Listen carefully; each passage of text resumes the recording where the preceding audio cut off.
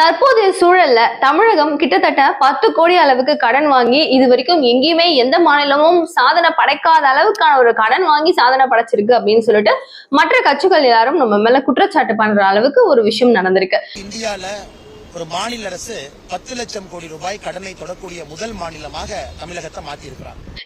இப்போ நம்மளுக்கு வருவாய் என்ன செலவு என்ன அப்படின்னு சொல்லிட்டு ஒரு பட்ஜெட் தாக்குதல்ல நாங்க இது வரைக்கும் என்ன பண்ணிருக்கோம், எங்களுக்கு எவ்வளவு செலவாயிருக்கு அப்படின்லாம் சொல்லும் போது கடன் எவ்வளவு இருக்கு, எங்களுடைய இன்கம் எவ்வளவு இருக்கு அப்படின்னு காமிக்கிற வகையில 9,60,000 கோடி அளவுக்கு தமிழகத்துக்கு கரண்ட் சினாரியோல கடன் இருக்கு. ஓகேவா? அப்படி பார்க்கும்போது ஒரு வருஷத்துக்கு மட்டும் 1,62,200 கோடி வருஷம் நம்ம கடன் வாங்கிட்டு இருக்கோம். சரி, நம்ம வருஷம் கடன் வாங்கிக்கிட்டே இருக்கும், கடனுடைய தொகை ஏறிக்கிட்டே தான் போதே தவிர அது ஏன் குறையல? நம்மளுக்கு எக்ஸ்ட்ராவா சில இன்கம்ஸ்னு ஒன்று வரணும். இந்த டாஸ்மாக் ஜென்ரேஷன் அப்படின்னு பார்க்கும்போது அதனுடைய இன்கம் ஒரு 50,000 ரூபாய் வருதுன்னு வச்சுக்கோங்களேன். சரி, 50,000 கோடி வருதுன்னு வச்சுக்கோங்களேன். அது தாண்டி மீதி இருக்கிற வேற ஏதாவது ஒரு சோர்சஸ்ல அப்படின்னு சொல்லி பார்க்கும்போது ரொம்ப கம்மியா தான் இருக்கு. டாஸ்மாக் வருமானம் 50,000 கோடி ரூபாயை சேர்த்து அங்க மட்டுமே நமக்கு 46,467 கோடி ரூபாய் நட்டம். இந்த வகையில ஏன் மத்த வெளி மாநிலங்கள்லாம் கம்பேர் பண்ணும்போது அவங்களுடைய சோர்ஸ் ஆஃப் இன்கம் டாஸ்மாக தவிர கொஞ்சம் ஹையர் பொசிஷன் போகும்போது, நிறைய அவங்க பொருளாதார ரீதியில கொஞ்சம் ஹையரா போகும்போது தமிழகம் ஏன் வீழ்ச்சியில இருக்கு அப்படின்ற கேள்விகளும் எல்லாரும் மத்தியிலுமே எழதான் வந்துட்டு இருக்கு.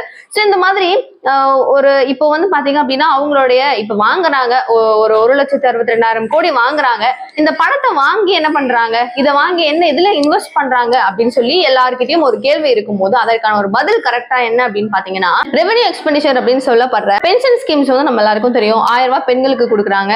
அந்த பணம் இல்லாம அந்த கவர்மெண்ட் பென்ஷன்ஸ் வாங்கிட்டு இருக்காங்கல்ல, அவங்களுக்கு கொடுக்க வேண்டியது அண்ட் அத்தியாவசியமா நம்மளுக்கு தேவைப்படுற சில விஷயங்கள் செய்ய வேண்டியது அப்படின்னு இதுக்கே வருஷாந்திரம் இவங்களுக்கு மாசம் பென்ஷன் கொடுக்கறதுக்கோ இல்ல மித்த செலவுக்கோ அங்க வாங்குறது இங்க கொடுக்கறது இங்க வாங்குறது கொடுக்கறது அப்படின்னு சொல்லிட்டு கொஞ்சமா நம்மளோட கடன் என்ன ஆகுது, ஏறிக்கிட்டே வருது. ஒரு வீட்டுல நம்ம கடன் வாங்குறோம் அப்படின்னும் போதே சோர்ஸ் ஆஃப் இன்கம் இன்னும் கொஞ்சம் எங்கேயாவது ஜெனரேட் பண்ண முடியுமா, இது நம்ம டாலரேட் பண்ணணும்னா நம்ம வேற ஏதாவது ஒண்ணு பண்ணணும் அப்படின்னு சொல்லிட்டு நிறைய யோசிக்கிற மாதிரி ஏன் அரசாங்கம் யோசிக்கல அப்படின்ற இன்னொரு கேள்வியும் எல்லாரும் வந்துட்டு இருக்கு.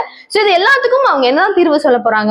வருஷம் கிட்டத்தட்ட கொஞ்ச நாளைக்கு முன்னாடி மோடி 5 லட்சம் அளவுக்கு கடனை தமிழகத்து மேல ஏத்தி விட்டு இருக்காரு. அவர் இவ்வளவு அளவுக்கு கடன் வாங்கி வச்சிருக்காரு 5 லட்சம் கோடி அளவுக்கு அப்படின்னு சொல்லிட்டு ஒரு விஷயம் சொல்லியிருந்தாரு. இதற்கு பதிலடியா அண்ணாமலை நீங்க 5 லட்சம் கோடி அப்படின்னு சொல்லியிருந்தீங்க, இப்போ நீங்க உங்களுடைய நிலைமை யோசிச்சு பாருங்க, அதுல இருந்து அப்படியே ஹையரா ஒரு 4 வருஷத்துல இப்படி ஏத்தி இருக்கீங்க. நீங்க இவ்வளவு லட்சம் கோடி வருஷத்துக்கு இவ்வளவு கோடியா வாங்குவாங்க கடன் அப்படின்ற மாதிரி அவரும் சில வீடியோஸ் கொடுத்திருந்தாரு.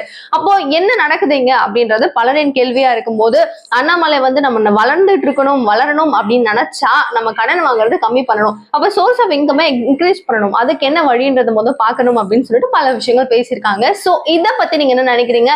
இவ்வளவு கோடி அளவுக்கு கடன் இருக்கு, இதை நம்ம இன்னும் கொஞ்சம் கம்மி பண்ணணும் அப்படின்னு நினைக்கிற பட்சத்துல எது ஒரு பாசிபிள் வேவா இருக்கும் அப்படின்னு நீங்க நினைக்கிறீங்கன்றத கமெண்ட் பாக்ஸ் சொல்லுங்க. நிறைய அப்டேட் பேசலாம். எல்லாத்த பத்தியுமே நீங்க குட்டியா தெரிஞ்சுக்கணும் அப்படின்னு நினைச்சீங்கன்னா சேனலை சப்ஸ்கிரைப் பண்ணிக்கோங்க. Thank you so much for watching.